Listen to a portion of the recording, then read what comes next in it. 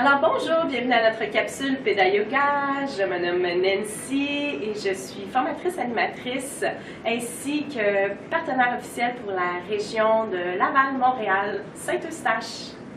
Et moi, je m'appelle Sarah Thériault, je suis animatrice, formatrice Pédayoga et partenaire officiel pour l'Est du Canada. Moi, c'est Ariane Nouveau, formatrice, coach et animatrice de Pédayoga. Et puis moi, je m'occupe de la région de l'Outaouais, Ontario et, par besoin, l'Ouest canadien. Alors, dans une capsule précédente, on vous a présenté une façon d'utiliser notre superbe jeu Bingo. Et moi aussi, c'est un outil que je chéris énormément. C'est selon moi l'outil qu'on devrait tous avoir dans notre trousse d'animateurs. Alors, il y a dans l'ensemble de grandes cartes bingo, les postures comme ça que l'on retrouve en grand format, donc très clair pour les enfants de voir. Et moi, je vais vous dire comment moi je les utilise, je les intègre dans mes animations. Donc, soit que je les utilise pour guider les enfants, pour qu'il y ait un support visuel afin qu'ils voient la posture. Donc, je les pose à côté de moi. J'ai un petit support en bois. Je les mets sur le support et là, les enfants voient ce qui s'en vient. Donc, ils peuvent avoir un sentiment de sécurité en voyant quelle est la prochaine posture qui arrive. Je les utilise aussi comme brise-glace lors de premières rencontres. Je les mets ensemble à l'envers et je demande à un enfant de venir piger. Donc, ça devient mon assistant encore une fois. Il vient choisir la prochaine posture qu'on fait et là, tout le monde fait la posture. Donc, s'il pige par exemple la coccinelle, tout le monde va faire la coccinelle ensemble. Ensuite, ça sera au prochain enfant à venir le faire. J'utilise même quand c'est des séances famille. Les parents aussi adorent parce que ça leur permet de voir de la posture. Et eux aussi ont besoin quelquefois d'être rassurés quand ils commencent à faire du yoga. Et je vais les utiliser aussi pour faire, ça c'est plus vers la fin.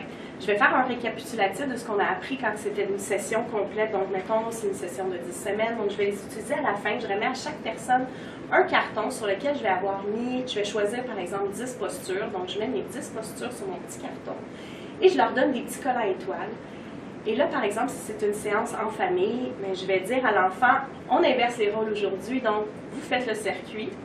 Et tu évalues maman, tu évalues papa. Et lorsqu'il a réussi sa posture, par exemple le papillon, tu lui mets son beau petit collant sur sa carte. Alors, les enfants ont un rôle qu'ils adorent parce que c'est eux qui évaluent les parents. Et les parents, ben, eux, ils trouvent ça très rigolo d'être évalués pour une fois par leur enfant. Donc, ça fait une belle séance finale qui conclut la session de yoga. Merci. Sarah, toi, tu voulais ajouter une idée. Alors, je tenais à rajouter que les grosses cartes de posture peuvent aussi servir de façon visuelle dans les classes, dans les salles de classe, donc à l'école, puis aussi au niveau des garderies, donc dans les centres de petite enfance. En utilisant les grandes cartes, on peut à ce moment-là se créer un mur ou un coin Pédayoga où les enfants ont la liberté d'aller pratiquer leur posture de façon autonome. Donc, par exemple, un exemple de coin Pédayoga que j'ai vu dans une école chez nous, dans notre région, dans l'Est du Canada, c'est l'enseignante a choisi 5 ou 6 postures pour créer sa mini-séance de la semaine. Donc, elle peut la laisser afficher 1 semaine, 2 semaines. Bon, ça va varier selon les besoins, puis qu'est-ce que les enseignantes ont planifié. Mais bref, elle avait, par exemple, 2 postures en haut sur son tableau qui représentaient sa phase préparatoire. Ensuite, elle en avait 3 autres dans la rangée du milieu qui représentaient la phase active et 1 ou 2 encore pour terminer avec sa phase relaxante. Alors, c'était vraiment bien affiché visuellement. Les enfants pouvaient suivre si ce n'était pas une séance en groupe nécessairement. Donc, c'était quand même très clair comment ils devaient aborder leur mini-séance de Pédayoga. Et étant donné qu'il y a combien? 35 postures. Alors, 35 postures, ça laisse pour des combinaisons, exactement. Voilà. Ariane, voulais-tu rajouter quelque chose? Comme vous voyez, moi, ça, c'est une séance. En fait, ils sont en ordre de séance. Donc, moi, c'est mon catalogue d'animation où on commence avec le lotus. Puis après ça, on fait le lion, la montagne. Donc, c'est une séance qui est en ordre. En fait, je crois que cette séance-ci, parce que je me souviens pas d'avoir mis le lion, ce serait mon fils qui l'aurait créé. Parce que c'est rare que je vais faire le lion. Donc, souvent, mes enfants sont mes muses. Et puis, je leur demande des fois, quand je suis en manque d'imagination, en manque de temps, je dis, va me créer une séance. Puis, ils savent de commencer toujours avec le lotus. Et puis, après ça, ils me créent des séances. Et puis, des fois, ils viennent avec moi, puis c'est eux qui animent la séance. Surtout dans les séances de parents. Donc, comme vous voyez, puis aussi, c'est une façon de... Vous pouvez avoir ça, un livre à la maison, puis les enfants peuvent les regarder sans qu'ils soient éparpillés un peu partout, mais ils peuvent venir chercher les postures à leur guise. Ce qui m'amène... Oui, vous avez bien vu, j'ai changé de t-shirt. Donc là, j'ai mis un t-shirt Peda Yoga. En fait, c'est un t-shirt qu'on a fait pour les enfants, mais les grandeurs... Puis, il y a un jeu de... Je ne sais pas si vous pouvez le voir. Si je me mets debout, je ne pense pas que vous allez voir. Serpent à échelle à l'arrière.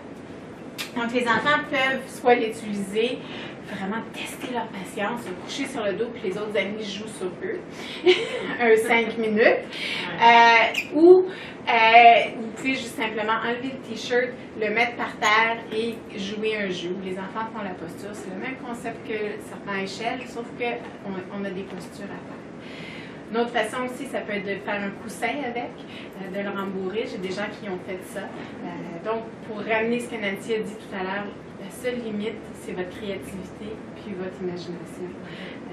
Puis le pourquoi aussi, c'est qu'on vous donne ces capsules ici, c'est pour venir nourrir votre créativité puis votre inspiration, puis pour vous prouver qu'il n'y en a pas de limite. C'est donc... tous ces produits-là qu'on vous montre sont disponibles dans la boutique Peda Yoga.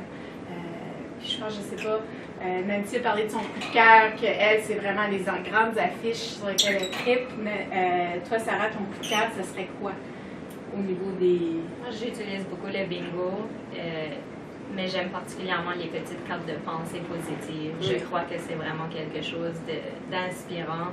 Amener la positivité, c'est aussi beaucoup l'essence de Peda Yoga. Alors pour moi, c'est vraiment un outil que j'utilise à chaque séance de Peda Yoga. Puis moi, mon coup de cœur personnel, c'est un produit qui est numérique seulement. C'est le CD de visualisation. Donc si vous voulez introduire la visualisation dans vos séances, c'est un super bel outil pour vous aider. Puis aussi, ça vous libère, puis ça invite quelqu'un de nouveau aussi, une nouvelle voix dans votre séance. Puis vraiment, moi, c'est mon coup de cœur que j'utilise à chaque séance, puis les enfants m'en redemandent. Puis ça me permet aussi, pour les petits nouveaux qui ont de la misère à décrocher, ça me permet d'aller les aider, puis les ancrer un peu plus sans arrêter ma visualisation guidée, parce que le CD continue. Donc, sur ça, merci beaucoup d'être là. Et puis, on vous revoit à la prochaine capsule. Merci! Bye.